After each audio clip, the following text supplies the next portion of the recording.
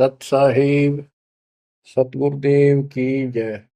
बंदी छोड़ कबीर साहिब जी की जय। बंदी छोड़ गरीबदास जी महाराज जी की जय। स्वामी राम देवानंद जी गुरु महाराज जी की जय हो।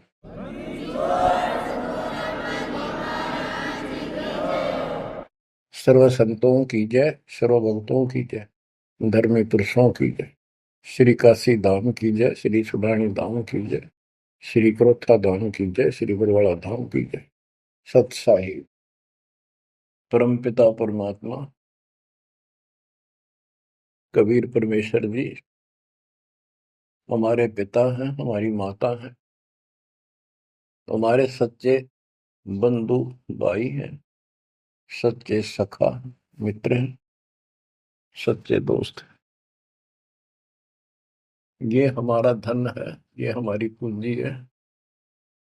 इसको भूलकर हमने असंग जन्म इस काल के लोक में बहुत दुख उठा लिए।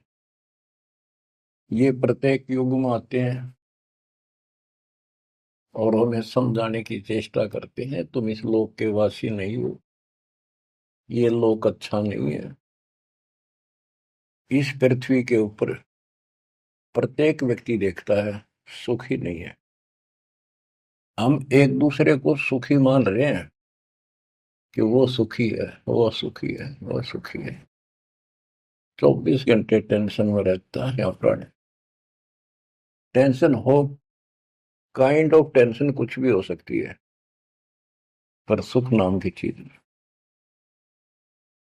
लेकिन हम अभ्यस्त हो गए और मजबूर हो गए। अब हम करें तो करें क्या, पता नहीं था। फिर भी हमारी आत्मा ये मानती थी कि कोई शक्ति है जो सुखी करती है, दुख दूर करती है। परमात्मा के लिए हम जगह जगह जाते रहे, जाते हैं अभी। कोई मंदिर में, कोई मस्जिद में, कोई गुरुद्वारे में, कोई पहाड़ों पर, किसी धाम स्थान तीर्थ पर। किस लिए जाते हैं? सुख प्राप्ति के लिए जाते हैं। भगवान मिले और सुख दे, धन दे।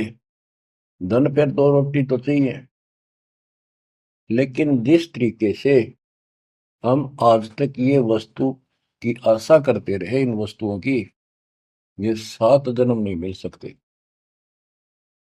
गीता अध्याय 18 श्लोक 62 में यही बताया है कि अर्जुन तुम सर्वभाव से उस परमेश्वर की शरण में जाओ, उसकी कृपा से ही तू परम शांति को और सनातन परम धाम को प्राप्त होगा। सनातन परम धाम शाश्वतम स्थानम, यानी अविनाशी लोक, अमर लोक, सत्य लोक को प्राप्त होगा, जहां पर परम शांति है। यहां भी सुखी होगा, परलोक भी तेरा सुख में होगा। बच्चों, दुखालय बताइयो, गीता अध्याय 8 श्लोक 15 में स्पष्ट किया है कि इस दुखालय, दुख के घर, इस पृथ्वी लोक 21 ब्रह्मांड से निकलने के लिए पूर्ण संत की आवश्यकता पड़ती है। आपको कति क्लियर कर रखा है कि कबीर साहब के अतिरिक्त या उनकी प्यारी आत्मा संत जन जो उनसे रूबरू हुए, उनका साक्षात्कार जिन्होंने सतलोक में किया, और तथा मेरे पूज्य गुरुदेव जी के अतिरिक्त कोई भी सतगुरु पृथ्वी पर नहीं रहा। और उनकी कदर नहीं करी जिन्होंने हमारे कोई सच्चा ज्ञान, सच्चा भगवान बताने की चेष्टा की। क्योंकि हमें विश्वास नहीं हो रहा था कि ये जो बात कह रहे हैं ये गीता वेद पुराणों में नहीं है। ये हमारे को मिसगाइड किया हुआ था, भ्रमित कर रखा था। क्योंकि हम जिनको विद्वान समझा करते थे, संस्कृत बोलते थे धारावाहिक, तो हम उनसे इतने प्रभावित थे कि भगवान को भी रिजेक्ट कर दिया 600 साल पहले जो आए थे। उनकी बातों को सुनकर ये अनपढ़ है, अशिक्षित है, और जो ये बातें कह रहा है बेप्रमाणित है, कोई शास्त्रों में नहीं, कोई वेदों में नहीं।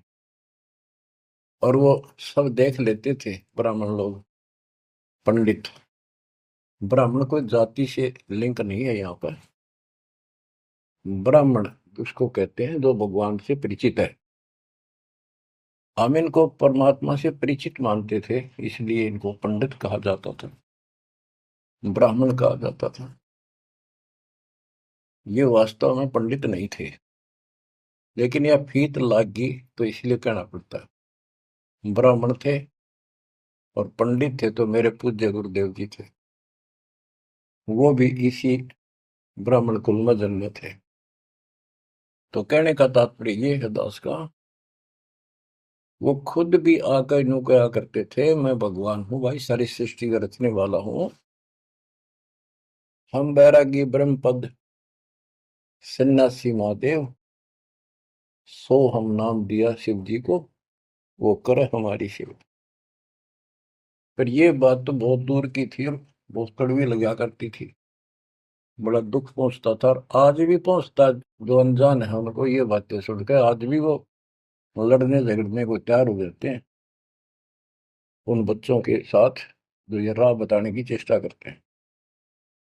अब प्रश्न चल रहा है कि उस परमेश्वर की शरण में जा, उसकी कृपा से ही तू परम शांति को और सनातन परम धाम को प्राप्त होगा। उसकी पहचान कैसे करें? हमारे लिए वेद, गीता, ये हमारे ऑथेंटिक शास्त्र हैं, ग्रंथ हैं, स्पिरिचुअल हैं। इनसे ही तो पहचान होगी भगवान की, क्योंकि हम इनको भगवान के बारे में जानते थे कि इन भगवान की पूरी महिमा लिखी है। तो उस समय परमात्मा खुद कहा करते हैं कि वेद मेरा भेद है, मन्ना वेद के माही, जौन वेद से मैं मेरू ये वेद जानते नहीं। परमात्मा स्वयं कहा करते हैं कि ये वेद मेरी ही जानकारी रखते हैं, लेकिन इन वेदों में लिखे ज्ञान से मेरी प्राप्ति नहीं है। परमात्मा के इस वाक्य के लिए आपको बहुत सारे प्रमाण दिए गए हैं। यजुर्वेद अध्याय 40 मंत्र 10 में कहा है कि कोई तो परमात्मा को साकार बताता है, जैसे रामकृष्ण के रूप में अवतार धारता है, यानी जन्म लेता है। कोई कहता वो जन्म नहीं लेता, अजायत है, निराकार है, पृथ्वी पर नहीं आता। परमात्मा साकार है या निराकार है, पृथ्वी पर आता है या नहीं आता है, इसकी जानकारी तत्वदर्शी संतों से पूछो। इति सिद्धों, वेदों में वो ज्ञान नहीं है जो भगवान के बारे में पूरी जानकारी रखता हो। इसलिए संत गरीबदास जी ने कहा है, ऋग यजु है साम अथर्व, ये चारों वेद चतुर्भंगी रे, सूक्ष्म वेद बाँचे साहेब का, सोहन शासक संगी रे।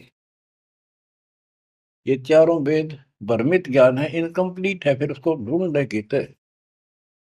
जब वो स्पष्ट कर दिया कि उसकी जानकारी किसी संत से पूछो।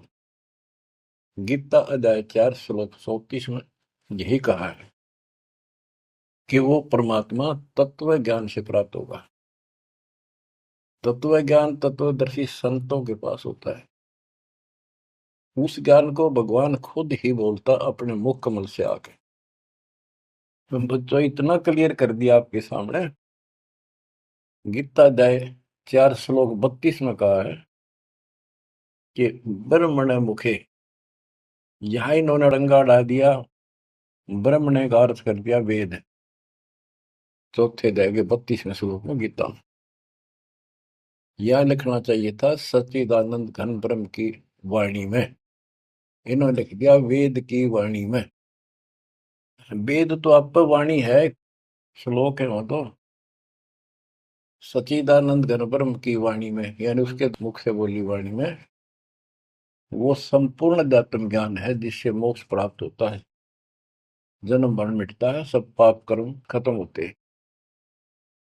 चौथे अध्याय के 34वें श्लोक में कहा कि उस तत्व ज्ञान को तत्वदर्शी संतों से पूछ। उनको दंडवत प्रणाम करने से, कपट छोड़कर सरलतापूर्वक प्रसन्न करने से वो तत्वदर्शी संत तुझे परमात्म तत्व का ज्ञान कराएंगे। तो बच्चों, इससे सिद्ध होगा कि गीता के अंदर संपूर्ण आत्म ज्ञान नहीं है। उस परमात्म तत्व 18वें अध्याय के 62वें श्लोक में जिस परमेश्वर की शरण में जाने को कहा है, उसकी जानकारी गीता में नहीं है। उसकी प्राप्ति कैसे हुई, ये तो जानकारी है कि गीता ज्ञानदाता से अन्य कोई पूर्ण परमात्मा है, परमाक्षर ब्रह्म है। अब जैसे यही कुरान के अंदर है, सूरत फुरकानी 25 आयत 52 से 59 में स्पेशल नाम कबीर भी लिखा है कि कबीर है वो जिसका नाम कबीर है, उसने सारी सृष्टि रची, सब ब्रह्मांडों की उत्पत्ति की, 7वें दिन तख्त पर जा बैठा, 6 दिन में सृष्टि रच गए। वो कबीर परमात्मा है, वो पाप नाशक है, वो सबका पालन करता है, सबका जन्म दाता है, उत्पत्ति करता है। उसकी खबर किसी बाखबर से पूछ देखो। इति सिद्धम कुरान में संपूर्ण दातम ज्ञान नहीं है और उस परम अक्षर ब्रह्म की जानकारी नहीं है। जैसे कुरान शरीफ बोलने वाले अल्लाह ने स्पष्ट कर दिया, वो परमात्मा कोई और है जिसने 6 दिन में सृष्टि रची, 7वें दिन तख्त पर जा बैठा। उसकी खबर उसको भी नहीं है। वो भी संकेत करता है किसी बाखबर तत्वदर्शी संत से पूछो। तत्वदर्शी संत 700 साल पहले खुद मालिक आए थे, हमने उसको रिजेक्ट कर दिया अपनी अज्ञानता के कारण। इतने सुख दिए उस दाता ने, हमारे मुंह का थूक सूख जाता था। अपने घर पर हुए सुखों को दूसरे को बताते बताते, और सुनने वाले को एक पर भी विश्वास नहीं होता था, क्योंकि वो काम ऐसे थे जो उनके कदे नहीं सरे, जो श्रोता थे बहुत अच्छे सुनते थे। दूसरे कबीर साहब दानक दुल्हा शूद्र जाति 600 साल पहले जाति पाति छुआछूत चरम पर थी। तो यह सारी समस्या ऐसे अड़ी रही। बच्चों, अब कति सुलझ गया, स्पष्ट हो चुका है। कबीर 9 मन सूत उलझिया ऋषि रहे जखमार, और सतगुरु ऐसा सुलझा दे उलझे न दूसरी बार। तो अब ये सुलझ तो ऐसा गया है, इस कलयुग में तो उलझ जाएगा नहीं। और फिर साथ में ये ऐसे प्रत्यक्ष ऐसे इंस्ट्रूमेंट उपकरण चल गए, हाथों हाथ देख लो इसमें स्पष्ट वीडियो के अंदर। अब कमी रहेगी तो आपकी और हमारी रहेगी, क्योंकि हम आदी हो गए इस गंदे लोक में इन दुखों को सुख मान रहे हैं। गर्मी यहाँ सतावे, सर्दी दुखी यहाँ करे, बारिश ज्यादा हो जा, फ्लड आ जा, घर छोड़ कर भाग जा कीड़े मकोड़े की तरह, पता नहीं कहाँ बैठना होगा। आज सब कुछ ठीक लग रहा है, सेकंड के अंदर पता नहीं क्या बिजली गिर जाए। तो बच्चों, उस परमात्मा की पहचान करनी बड़ी कठिन है, और आपको पहचान कति स्पष्ट शब्दों में हो चुकी है। आज आपको उस परम पिता के कलयुग में प्रकट होने के विषय में जानकारी शुरुआत करता हूं। गरीब ना सतगुरु जननी जने, उनका मान बाप, पिंड ब्रह्मंड से रहित है, ना जाति नु ताप। सतयुग में सत सुकृत का तेरा, त्रेता नाम मुनींद्र मेरा। द्वापर में करुणा में कहाया, कलयुग नाम कबीर धराया। चारों युग में संत पुकारे, कूक कहा हम हेल रे। हीरे मोती मानक बरसे, यो जग चुगता ढेल रे। बच्चों, हम रोटी वही खाते हैं डेली, वही भोजन होता है, सब्जी का फेर बदल थोड़ा बहुत हो जाता है। सही भूख लगे ना, रोटी सब्जी की जरूरत को ना, सूखी रुखी रोटी वो भी खा जाए इंसान। और जिस दिन वो खाना खाने में रुचि होती है, ऐसे लगता है कि ये तो सुबह भी यही था, शाम ने भी यही है। ये नखरे तब होते हैं तो उसके शरीर में कोई रोग निकट है, उसको कोई रोग घेरने वाला है। तो उसका इलाज है, कहते कबीर पिछले पाप से हरि चर्चा ना बावे, और जैसे जबर के वेगते भूख विदा हो जाए। तो इसी प्रकार जिनको ये लगे कि ये बहुत बार सुननी पड़ेगी, रोटी रोज खाते हैं, सुबह भी दोपहर भी शाम भी, अगर रुचि है उनमें, तो स्वस्थ हो, नहीं तो अस्वस्थ हो गए। अस्वस्थ व्यक्ति को रोटी भी कड़वी लगती है, लेकिन उससे भी कड़वी गोली खानी पड़ेगी, तब वो रोग कटेगा। तो इसलिए परमात्मा की चर्चा जितनी बार सुनो, वो उमंग न्यारी होनी चाहिए, और कल्पनाएं उस बालक के चरणों में जानी चाहिए। वो किस लिए आता है? वो आपका बाप है, वो आपका जनक है, वो आपकी माँ है। माँ बाप तो न्यारे न्यारे दुखी हुआ करे अपने बच्चों के लिए। वो एकला ही माँ के दुख में भी और पिता के रूप में भी वो एकला दुखी हो रहा है। और आप इस गंदे लोक में आके इतने रच गए, इस पाप ने भी, इस दुख ने घसीटना उचित समझते हो, क्योंकि आपको पता नहीं कि सुख क्या चीज होती है। 21 ब्रह्मांड में सुख नाम की चीज नहीं है, इसलिए उसकी तुलना करें किससे? अब आपका भी दोष नहीं। जो आदमी असंख्य जन्मों से इस नरक में पड़ा है, वो हैबिचुअल हो जाता है, इतना ही सब कुछ है। और सबको देख रहा है, ऐसे मर रहे हैं, ऐसे जी रहे हैं, कोई जी रहा, कोई मर रहा, कोई बात नहीं, वो मर गए, हम तो ठीक हैं। खे दे गाड़ी ले जानी बराबर का, और एक्सीडेंट में दो बगैर पड़ा होता है।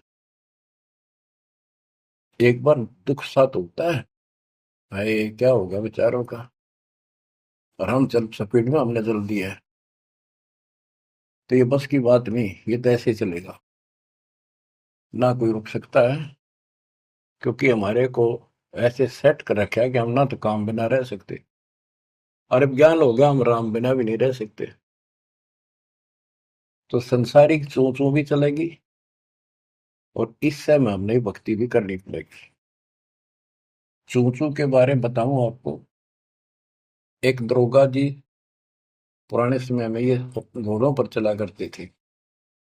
किसी कामवश थाने से दूसरे गांव में जा रहा था, भयंकर गर्मी थी, प्यास लगी घोड़े को भी खुद को भी। एक किसान रेहट चलाता था, रेहट से पानी निकालते थे, और उसमें शोर बहुत होता था। और उसमें एक लंबी सी चैन होती थी, लोहे की बनी हुई, नीचे तक जाती थी। पानी भी सैकड़ों फुट नीचा होता था।